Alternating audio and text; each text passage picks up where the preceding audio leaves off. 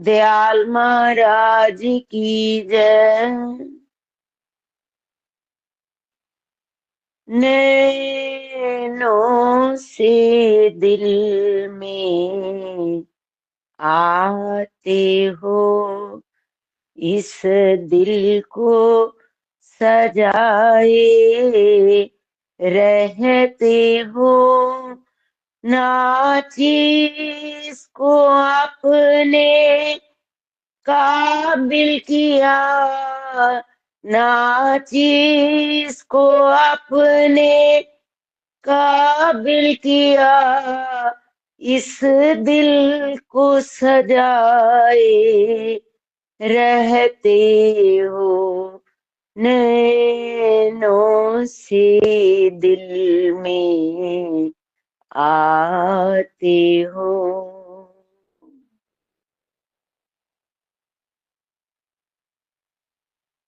जगत वंद्य आध्यात्मिक सम्राट वैराग्य पुंज श्री पूर्ण दादा गुरुदेव घट घट वासी हर दिल की चाहतों में बसे हुए, हर दिल की व्यथा को जानने वाले, हर दिल की पीड़ा को दूर करने वाले, कण कण में विद्यमान प्रेम को ही बांचने वाले प्रेम प्रवर्तक श्री नंगली निवासी भगवान के श्री चरणों में कोटि कोटि वंदन। श्री गुरु महाराज जी की प्यारी रूहें जो इस सत्र में सम्मिलित हुई या ना हुई, महापुरुष संत के चरणों में नमन। बहुत ही प्रेम से, उत्साह से, तत्परता से अपने तन के समस्त कार्यों से परे हटकर जो दरबार की सेवा में अपने तन मन धन से जुटे रहते हैं, ऐसे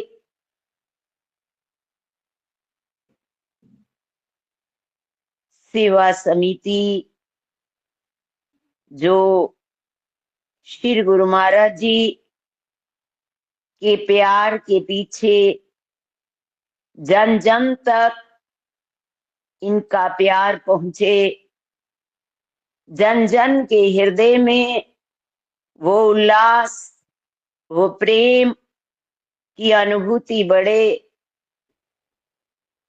जो इनके हृदय में भी बढ़ चुकी है।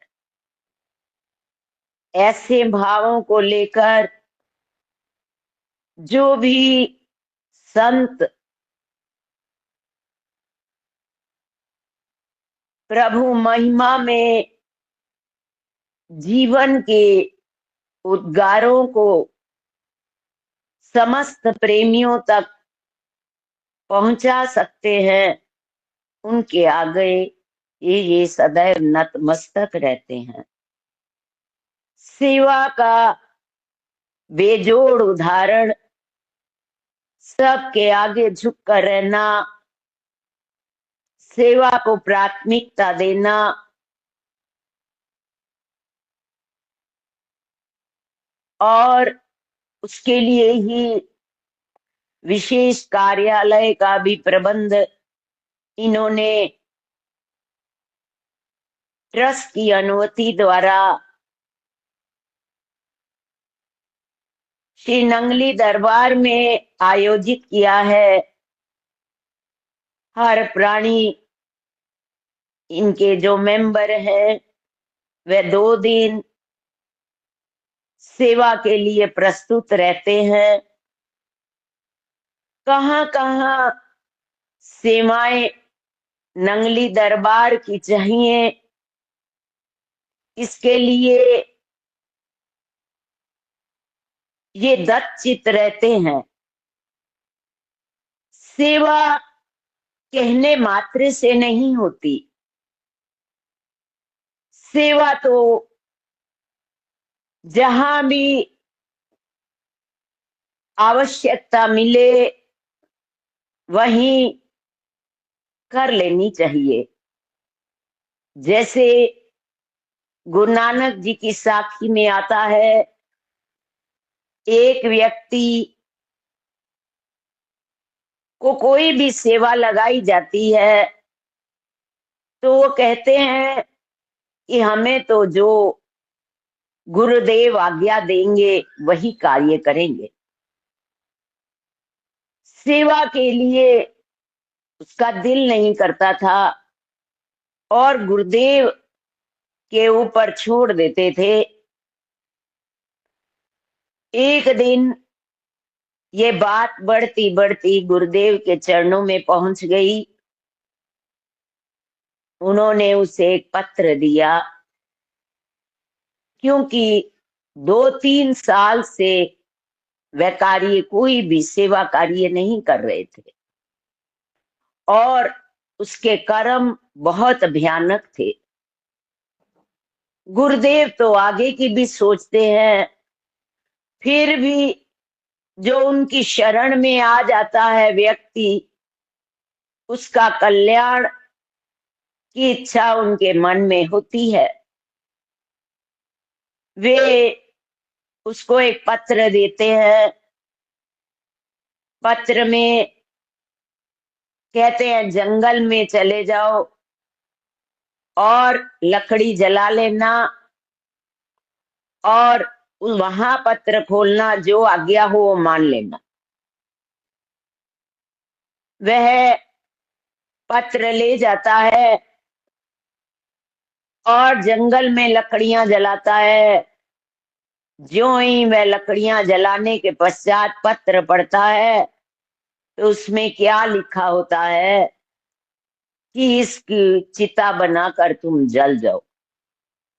वैसे तो कहता है गुरुदेव की आज्ञा, और आज गुरुदेव की आज्ञा जलने की हो रही है।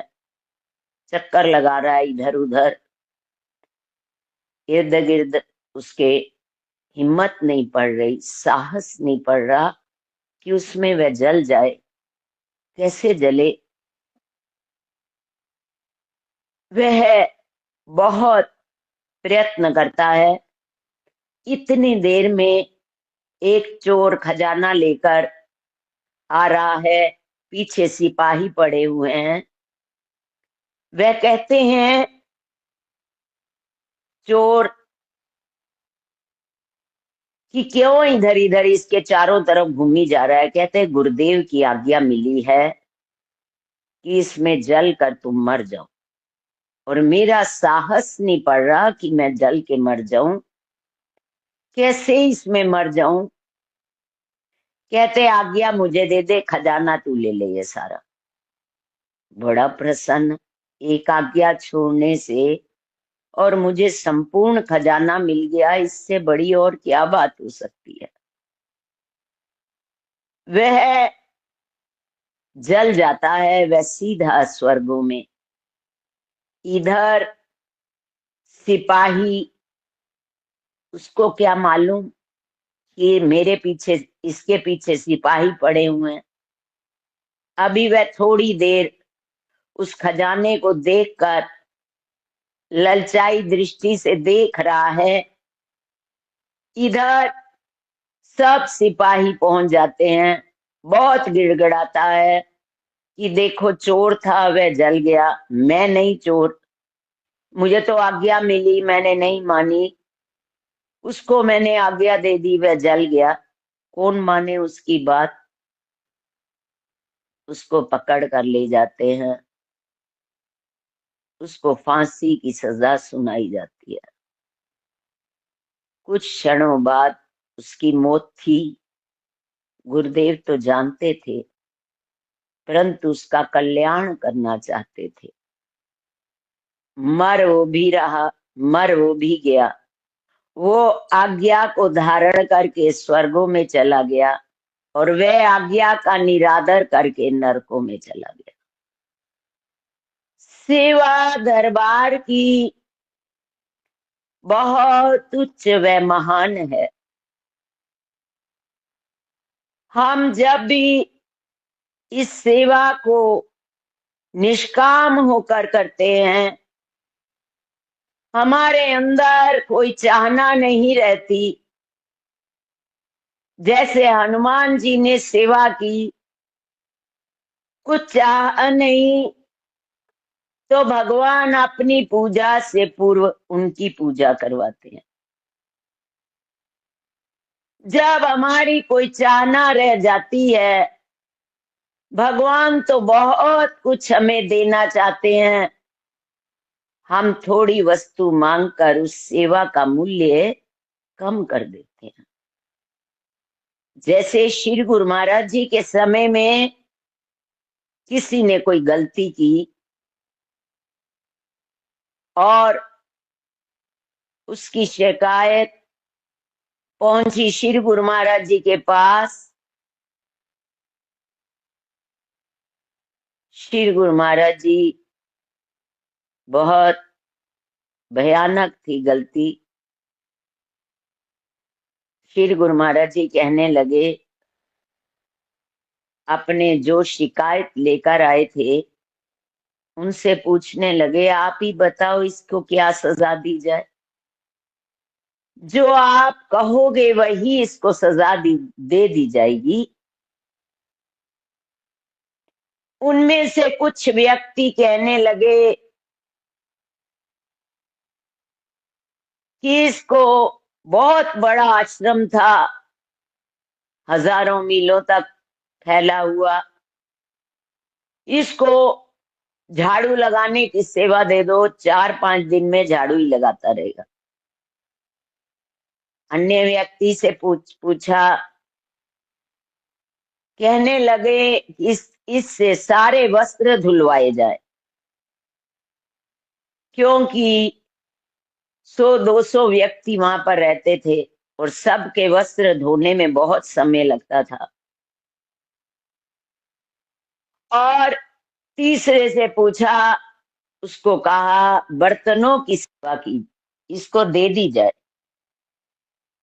श्री गुरु महाराज जी प्रत्युत्तर में कहते हैं, ये इसको इनाम दे रहे हो या सेवा दे रहे हो?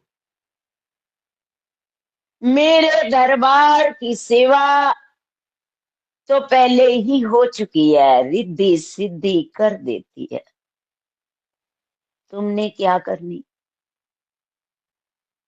ये तो इस पर तुम परोपकार कर रहे हो। इसको सजा यही है कि ये मेरे दरबार का अन्न खाए और सेवा से वंचित रहे, बैठा रहे, बस कोई सेवा ना दी जाए इसको। मेरे दरबार की सेवा तो देवी देवता भी तरसते हैं। सेवा कौन करता है? दास।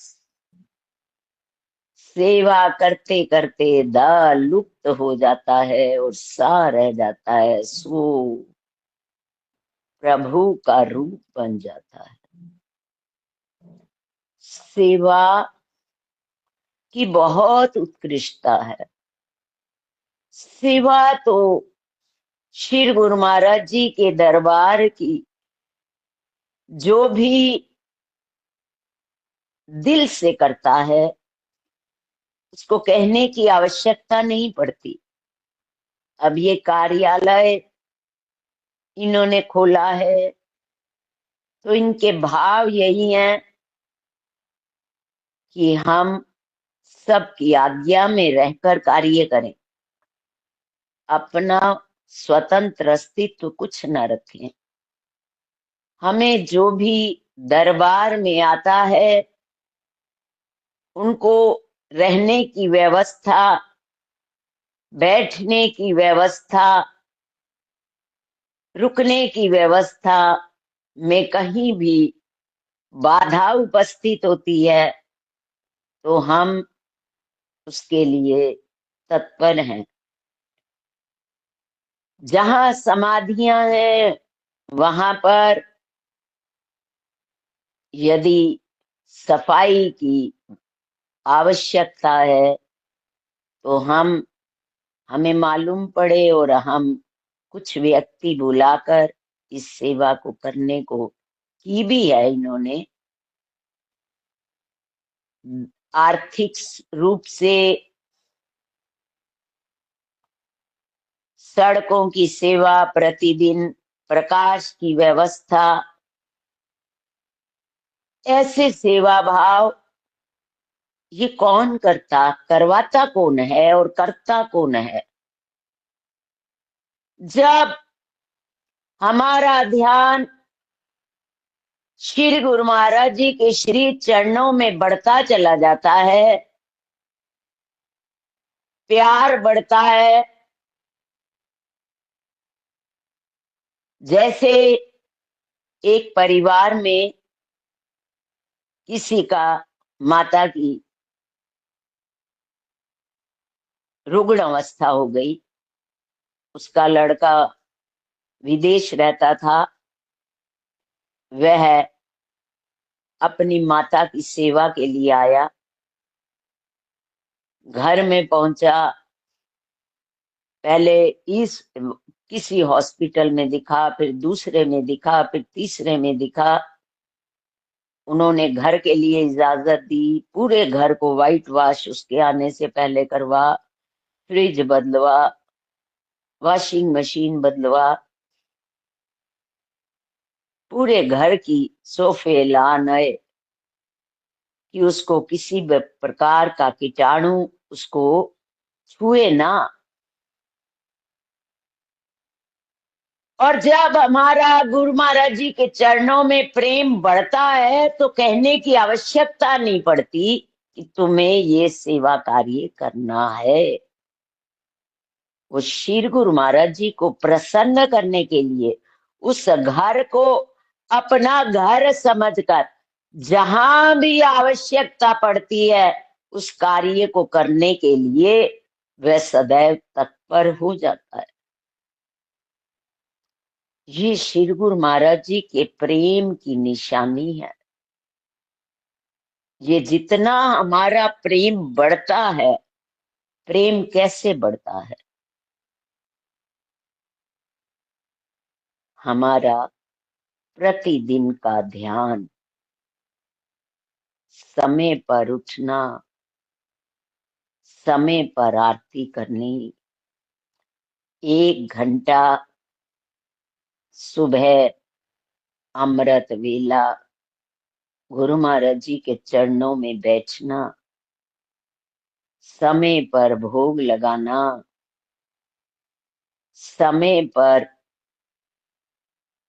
वस्त्र बदलने, बड़े प्रेम से चाव से, जैसे अपने वस्त्र अलमारियों में जोड़ जोड़ के रखते हैं ना, सजा सजा के, ऐसे गुरु महाराज जी के वस्त्र भी घरों में भी ऐसे ऐसे घर देखे हैं जहां पर उन्होंने बेड लगाए हुए हैं गुरु महाराज जी के लिए। वहां पर एक टेबल रखते हैं, बैटरी रखते हैं, घड़ी रखते हैं, जल रखते हैं, और गुरु महाराज जी सर्दियों में कंबल रखते हैं, सराहने रखता है। और जब वह कई बार सुबह उठते हैं तो देखते हैं गुरु महाराज जी के बिस्तर पर सलवटें पड़ी हुई हैं, जैसे गुरु महाराज जी आकर वहां पर सोए हों।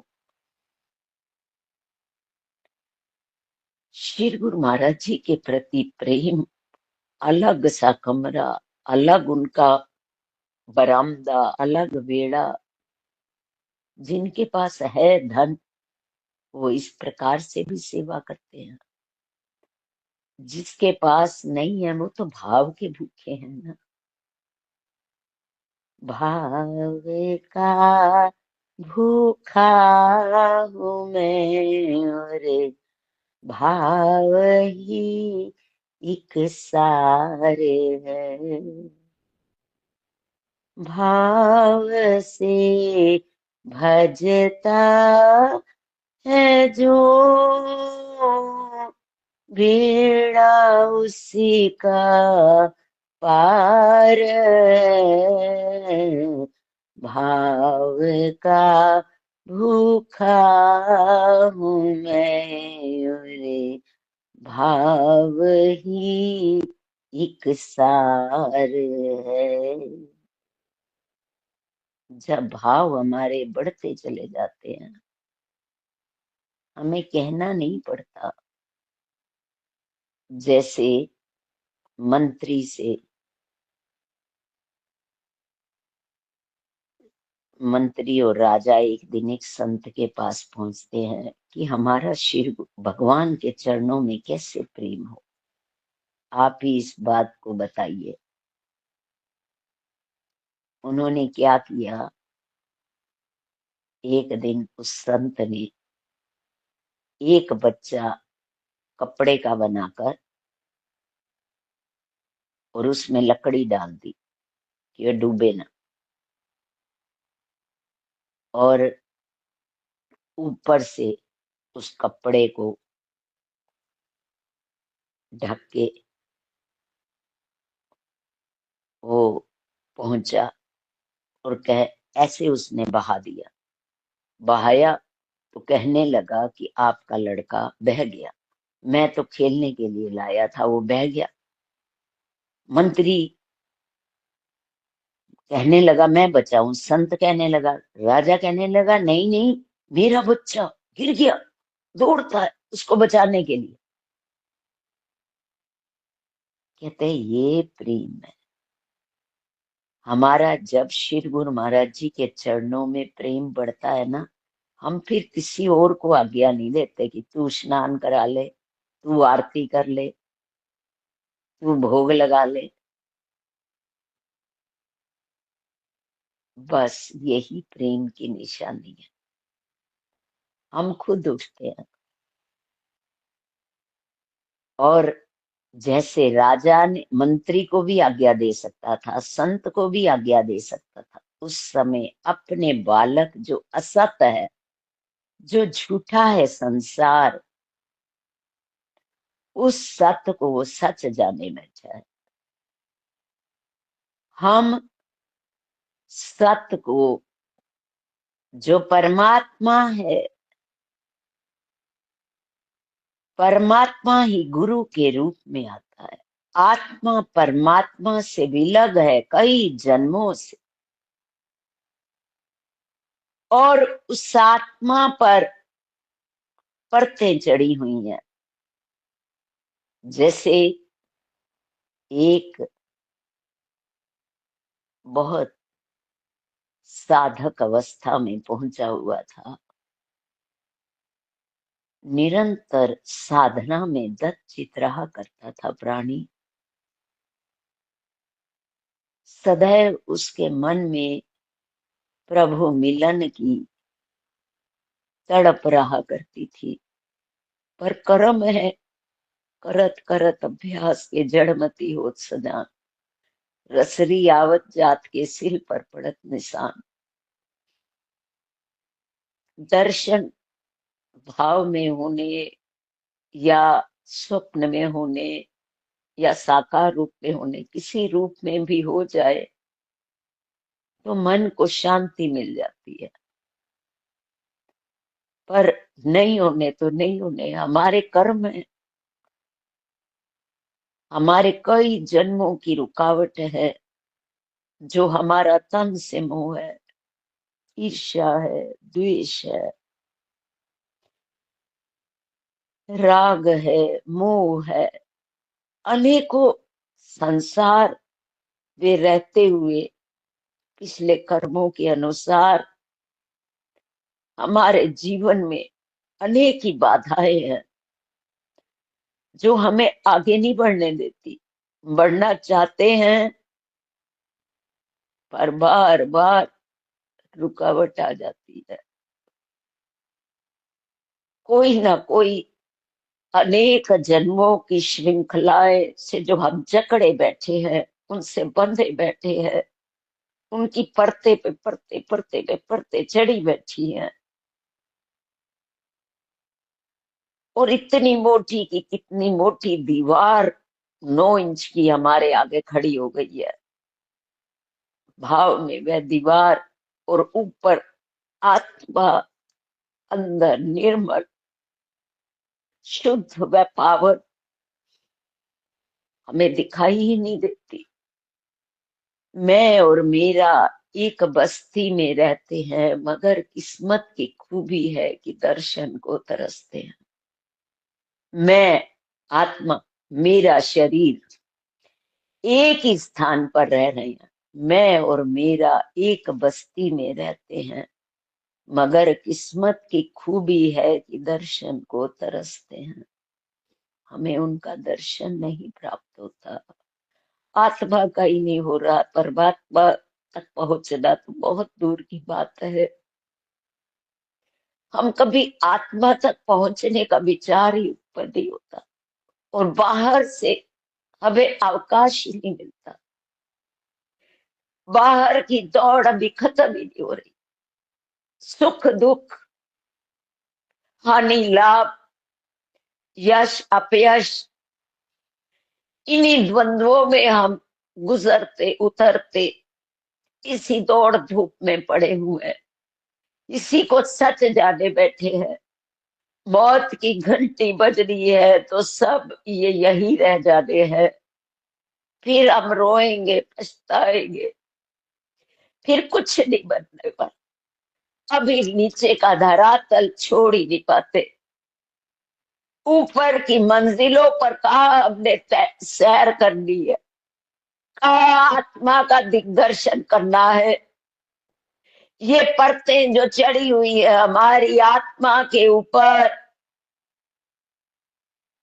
ये आत्मा पढ़ते ही जाती हैं। कभी हमारा मन आता है दान कर ले, कभी कंजूसी, कभी राग, कभी ईर्ष्या, कभी क्रोध, आशा, तृष्णा के इतना बड़ा हमारा जाल बिछा हुआ है कि जब तक जीवन है इस तन को सजाने संवारने में हमारी सारी आयु व्यतीत हो रही है। ये तन से ऊपर उठना, तन का महत्व कम दे देना, मन और तन हमारे कई जन्मों से दुश्मन है, शत्रु हैं। इस मन और तन में हम उलझे बैठे हैं, इसके ही जाल बुने जा रहे हैं, और इसके फैलाव में इतना अधिक हम खो बैठे हैं कि उस आत्मा की आवाज हम पर दब चुकी। हम खोलना भी चाहते हैं तो खुल ही नहीं पाती। जो संसार झूठा है, जो सत्यवादी है, वे झूठ से बचते हैं। पर इस संसार के झूठ में इतने अधिक फंसे हुए हैं, प्राणी प्राणी का दुश्मन बना बैठा है। पैसे को कमा लो, दूसरे का नुकसान होता है तो होने दो। प्राणियों, आजकल खाने में मिलावट, दूध में मिलावट, पनीर में मिलावट, चाहे दूसरों को हानि पहुंच रही है। प्रा, प्राणी प्राणी का दुश्मन है, शत्रु है। पशु आदि से कोई डर नहीं, मनुष्य को मनुष्य से ही डर लगा हुआ है।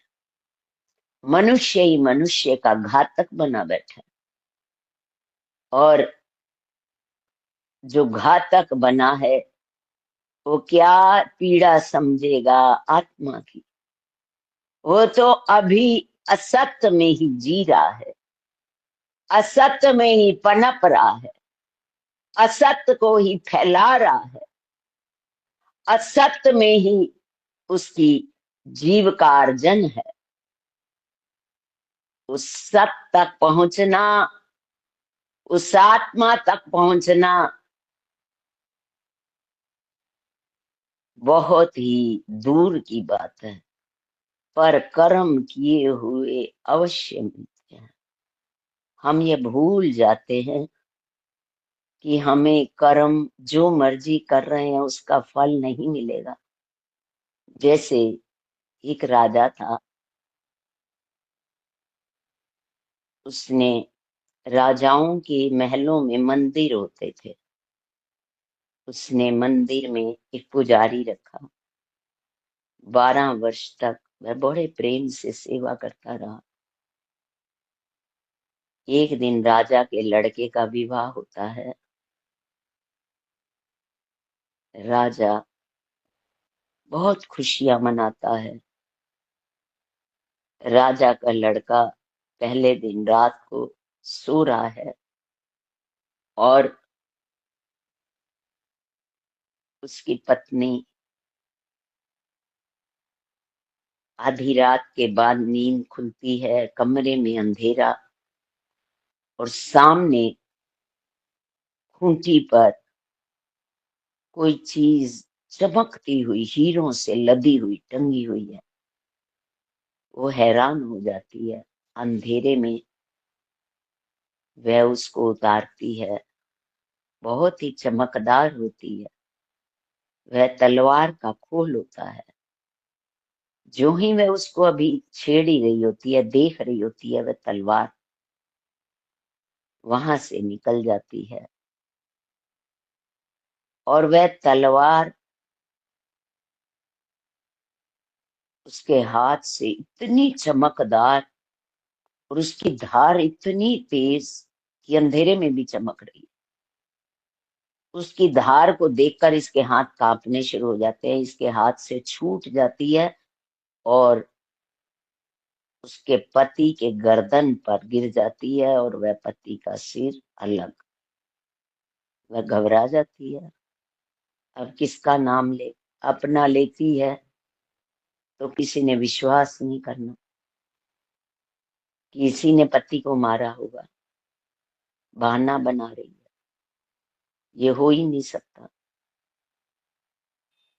घबराहट के कारण कभी अंदर कभी बाहर, बाहर निकलती है तो क्या देखती है? प्रातः काल ब्रह्म मुहूर्त में वही पुजारी मंदिर में जा रहा है। ये शोर हल्ला मचा देती है, कोई मेरे पति को मार के मंदिर में घुस गया है। अब राजा को पता चलता है। मंदिर में जाकर देखते हैं, उसको क्या मालूम, वो आराम से पूजा कर रहा है कि बाहर मेरे ऊपर आरोप लग गया है।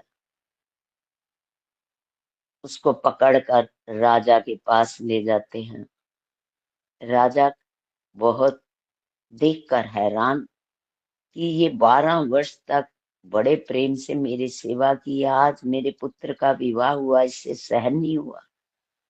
इसने यह इतना गलत कार्य क्यों कर दिया?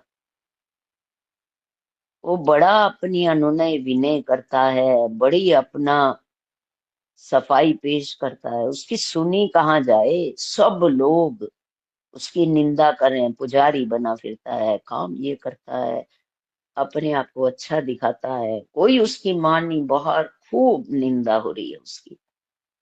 राजा कहता है कि 12 वर्ष तक तूने मेरे राज्य का बहुत अच्छा कार्य किया, इसलिए मैं तुझे फांसी नहीं दे सकता, परंतु जिस हाथ से तूने मेरे पुत्र का हत्या की, वो तेरा हाथ काट देता हूँ। हाथ कटने पर अब इस अन्यायी राजा के यहाँ इसका रहना इसने उचित न समझा, राज्य छोड़कर चला जाता। राज्य छोड़कर चला जाता है, एक अन्य राज्य में पहुंचता है। वहां पता चलता है एक ज्योतिषी है, बहुत ही उच्च कोटि का है, सच्ची सच्ची बात बता देता है। ये उसके पास जाता है पूछने के लिए, पूछूं मेरा हाथ क्यों कट गया, किस कारण से, मेरा कौन सा अपराध है? मैंने तो भगवान की निरंतर पूजा की और उसका फल मुझे इतना घृणित मिला, और क्या मेरा कुकर्म हुआ जिसके कारण मुझे इतनी भयानक सजा मिली। वह वहां से निकलता है, उसके पास जाता है तो क्या देखता है, उसकी औरत बाहर बहुत ही अपशब्द बोल रही है, गालियां निकाल रही है अपने पति को। ये इससे मिलने आया, इसको भी निकाल रही है। कहते हैं मैं तो अपने दुखी से दुखी होकर आया था, यहाँ तो और ही व्यवस्था है, जाता हूँ वापिस। ज्योतिषी था नहीं, जो ही वापिस मुड़ने लगता है उसी समय ज्योतिषी भी आ जाता है, इसको लेकर अंदर आता है। कहने लगा इतनी भयानक स्थिति में आप रह रहे हो, अब मैं अपना दुख तो भूल गया हूँ। आप बताओ कि आप इतने बड़े ज्योतिषी होकर और आपकी पत्नी हर समय आपको गालियां निकालती है, ऐसी क्या आपने करनी कर दी। कहते पिछले जन्म में मैं कौआ था और ये गाय थी। गाय के ऊपर हड्डी बड़ी हुई होती है, वहां था जख्म, और मैं इसको चोंच मारता था, चोंच मारता था, और ये छटपटाती थी गाय। मुझे बड़ा आनंद आता था, मेरा हर रोज का यही काम था। और एक दिन ये बड़ी ही दुखी होकर मुझसे कोसों दूर चली गई, गंगा के तीर। और मैं भी इसको ढूंढता ढूंढता वहां पहुंच गया, तब तक इसका जख्म बहुत ही गहरा हो चुका था। मैंने इसको चोंच मारी और मेरी चोंच इसमें फंस गई, और इसने अपने बचाव के लिए गंगा में डुबकी लगा दी कि ये इसमें डूबेगा और ये अपने आप मुझे छोड़ेगा। ना मेरी चोंच निकली, इधर पानी का बहाव इतना तेज आया, हम दोनों इसमें डूब गए। गंगा में मृत्यु होने के कारण मैं ज्योतिषी बना और ये मेरी पत्नी बन गई। अब सारी जिंदगी इसने मुझे गालियां निकालनी है, क्योंकि सारी जिंदगी मैंने सताया था और मैंने इसकी गालियां खानी है। पर अच्छे, मेरा गंगा में मृत्यु होने के कारण मैं ज्योतिषी बनाऊं, मेरा इस समय अच्छा कर्म मेरे साथ जाएगा। पर हमें प्रारब्ध के कर्मों को ना देखते हुए वर्तमान को संभालते रहना। हमारे ही प्रारब्ध कर्म लौट लौट कर आते हैं, कोई भी व्यक्ति बुरा नहीं है। हमारे ही कर्म उस रूप में आकर उससे बुरा बुलवाते हैं। हम कहते हैं वह बुरा है, उसने हमसे बुरा किया, ये क्यों कर रहा है, उसको ऐसा नहीं करना चाहिए। यही हमारी भूल है। हमें हर क्षण प्रभु का धन्यवाद देना चाहिए। सदैव हमें नेगेटिव थिंकिंग छोड़कर पॉजिटिव में आना है। शुक्र अदा करना चाहिए कि प्रभु इस समय तूने हमें सुबुद्धि दी और हम इस समय प्रभु आपकी पूजा में निमग्न है। आपकी पिछले कर्म, मेरे प्रारब्ध के जो मैंने अच्छे या बुरे बीज डाला है, भगवान के दर पर न्याय अन्याय कभी हुआ ही नहीं। भगवान कभी अन्याय नहीं करते, हमारे ही कर्म लौट लौट कर आते हैं। वह कहने लगा, अच्छा मेरे हाथ की बात बताओ, मेरा हाथ क्यों कटा। कहते हैं पिछले जन्म में तू सत्यवादी था। सत्यम बुरियात, अप्रियम ना बुरियात। सत्य बोलो। यदि किसी को सत्य बोलते हुए दुख पहुंचता है तो वह सत्य भी असत्य है। यदि हम सत्य बोल रहे हैं, किसी की जान चली जाती है तो वह सत्य भी असत्य है। कहते हैं एक गाय जा रही थी और कसाई पीछे उसको ढूंढता ढूंढता जा रहा था। तुम बैठे हुए थे चौराहे पर, 3 सड़कें आगे निकल रही थी और गाय बचकर किसी सड़क में, अब वो तो गाय मिल नहीं सकती थी उसको, उसकी किस्मत में होता मिलना तो मिल जाती, वो अपने आप मिलती तो उसके कर्म थे। कसाई ने तुमसे पूछा गाय किधर गई है, तुमने हाथ से इशारा किया इधर, जहां गाय गई थी तुमने उधर का इशारा कर दिया और कसाई ने उसका वध कर दिया। इसलिए तुमने हाथ से इशारा किया, तुम्हारा हाथ कट गया। और वो दोनों राजा की बेटी और बहू कसाई और गाय थे, जिनका विवाह होते ही बदला पूरा हो गया। हम सदैव भगवान पर दोष देते हैं, भगवान तूने ये क्या किया, तूने हमारे साथ ही बुरा करना था। जो प्रभु के प्यारे होते हैं वे इन सुख दुखों से बहुत ऊपर उठ जाते हैं। एक व्यक्ति पाठ पे बैठा, उसको गुरु महाराज जी ने कहा तूने बहुत साधना की है। वो कहने लगा गुरु महाराज जी अब भक्ति का ही आशीर्वाद देना, कुछ दौलत भी चाहिए, ये दौलत का आशीर्वाद मत। बहुत दौलत मिली है, जितनी आवश्यकता है उतनी मिल चुकी है, अब तो भक्ति ही मिले। आपके चरणों से यही मेरी मांग रहती है, यदि मेरे में कोई गलती है तो उसको शुद्ध करके भक्ति का ही आशीर्वाद देना। सुनते रहे उसकी हर रोज की व्यथा को। एक दिन गुरु महाराज जी उसको कहने लगे आज मैं तुझे इस साधना का फल देना चाहता हूँ। क्या दूं? यही देता हूँ कि आज के बाद मैं तुझे रोने नहीं दूंगा।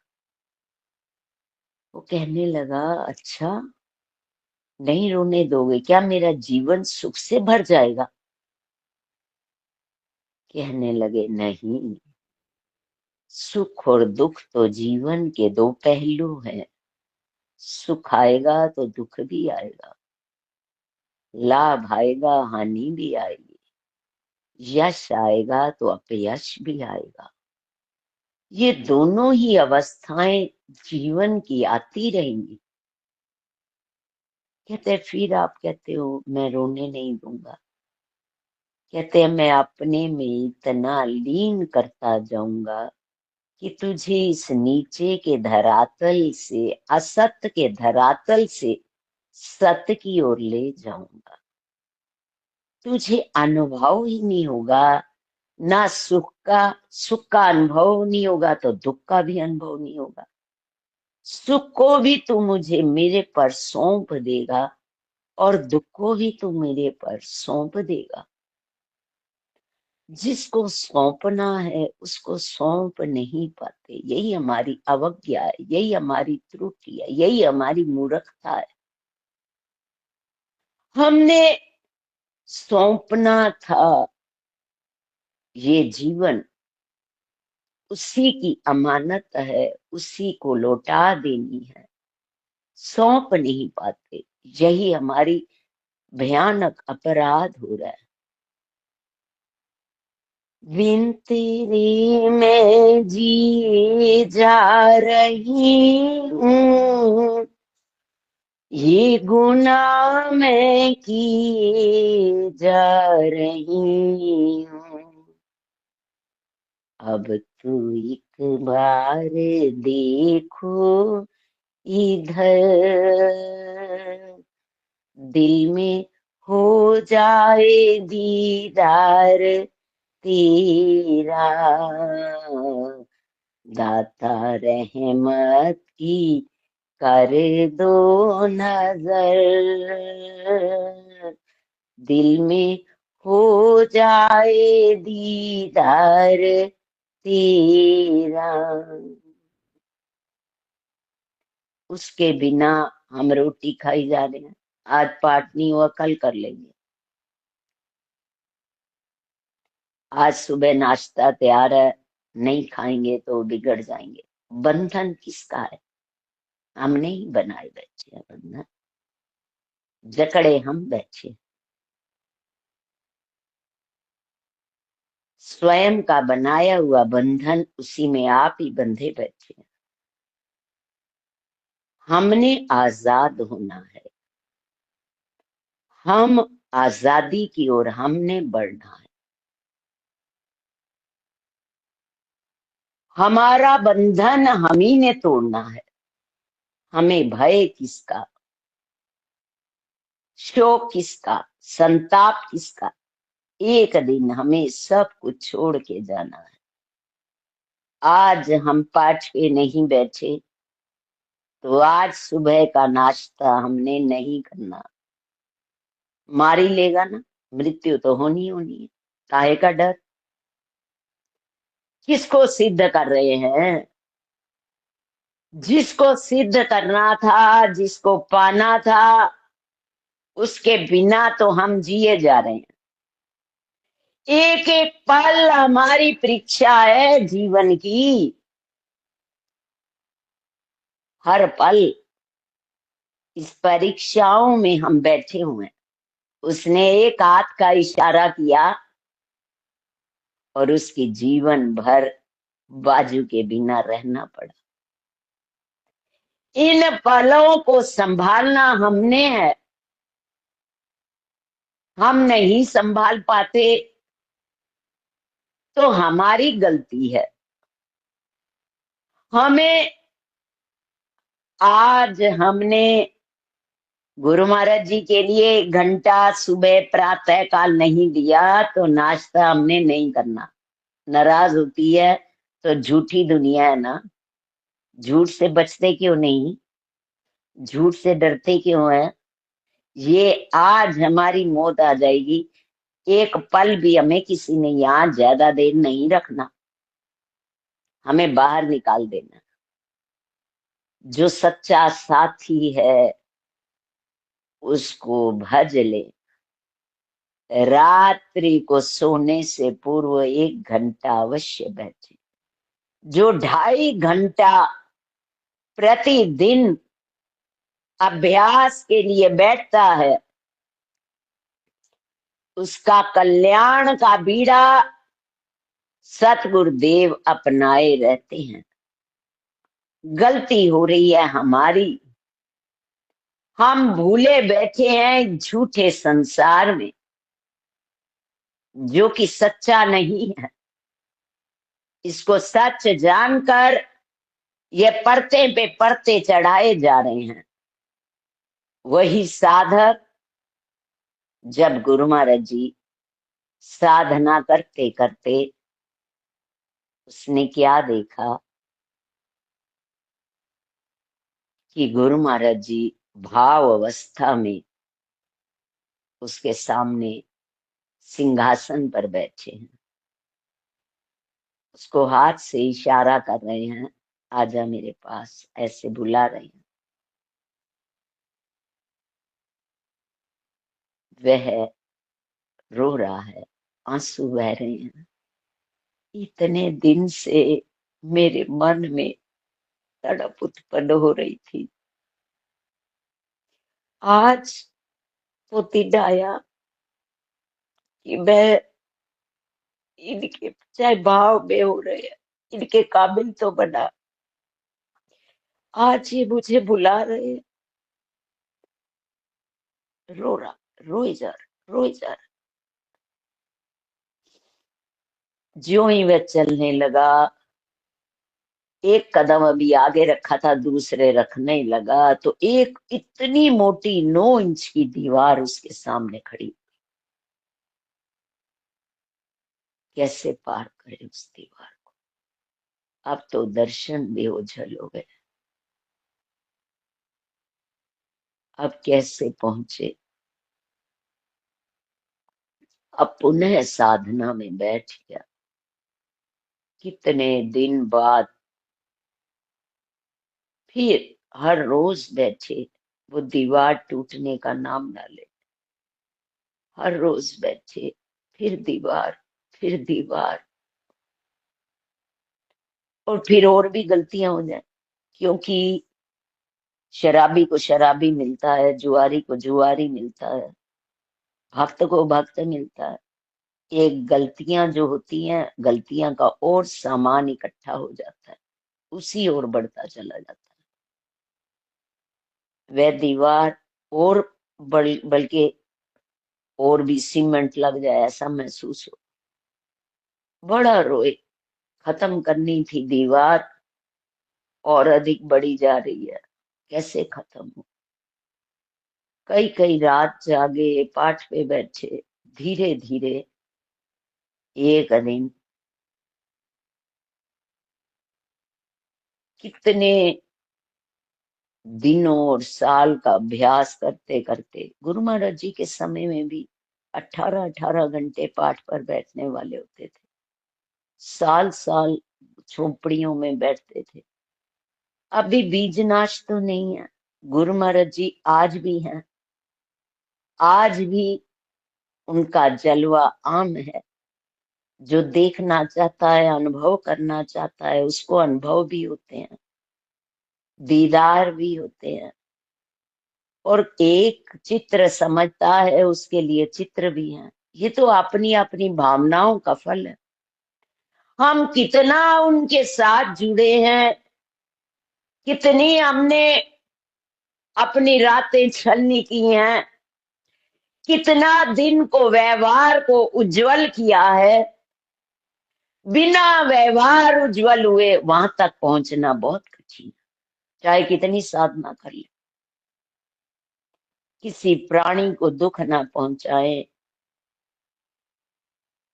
हम सह ले, परंतु उनको कष्ट ना हो। प्राणी मात्र की सेवा, गुरु महाराज जी सहज तो मिल नहीं पाते ना। मैं को मिटाने से, जब मैं था तब तू था नाही, जब तू है तब मैं नाही। अभी मैं और मेरा सब कुछ है, उनका मिलना कहाँ कहाँ कहाँ। बहुत दूर नगरी, अति दूर नगरी, बहुत दूर है नगरी। पार्च पर बैठते बैठते घासी पढ़ते पढ़ते पढ़ते, फिर उसको अपनी गलतियां अनुभव होनी शुरू हो जाती है। पहले तो गलती को वो मानता ही नहीं है, कोई कहे तो भी उससे लड़ाई कर लेता, तू कौन होता है। और धीरे धीरे हर में जब प्रभु का जलवा दिखाई देना प्रारंभ हो जाता है, ना कोई शत्रु ना कोई मित्र, बस प्रभु ही प्रभु दिखाई देते हैं, अपने में भी उधर भी। सब कहीं ये मैलें धीरे धीरे दूर होती। फिर वो दीवार तो हो गई दूर उसकी। अब फिर साधना में बैठा, एक दिन फिर उसको गुरु महाराज जी हाथ से इशारा करते हैं, आजा मेरे पास। ज्यों ही चलने लगता है, आग, जहां पर दीवार थी वहां आग निकलना शुरू हो जाती है। अब कैसे पार करे उस आग को। बहुत रोता है, बहुत रोता, बहुत रोता। कई जन्मों के कई हम बने, सांप बिच्छू, ना जाने कौन कौन सी यूनिया में रहे, कौन से संस्कार हम पर अधिक है, और वो हमें हावी करते हैं। हम ना चाहते हुए भी बोल बैठते हैं, ना चाहते हुए भी किसी को। इत क्रोध में स्वयं को नियंत्रण करना सबसे कठिन है। वो बोले ही जाएगा और कर्म बनाए ही जाएगा, और उन कर्मों से छुटकारा बोल तो बैठता है, कर तो बैठता है, कर्ता स्वतंत्र है, भोक्ता परतंत्र। और गुरु महाराज जी ने उसकी बाजू पकड़ी और उस आग में से उसको खींच के बाहर ले गए, और हाथ फेरा उस पर और उसको साफ करके अपने गले लगा। वो ही चाहे तो हमें पार कर सकते हैं। हमारी कहा ताकत हम उन तक पहुंच जाए। हमारे बहुत निम्न कर्म वो उज्जवल पावन त्रिलोकीनाथ और हम जर्रा जमी का जिसकी कोई गिनती नहीं, कैसे पहुंचे वहां तक? बहुत कठिन है। उसकी कृपा को जो समझता है, कृपा को बार बार पुकारता है, वही उसका सानिध्य, उनका प्रेम पा सकता है। बोलो जयकारा बोल मेरे श्री गुरु महाराज की जय। बोलो सांचे दरबार की जय।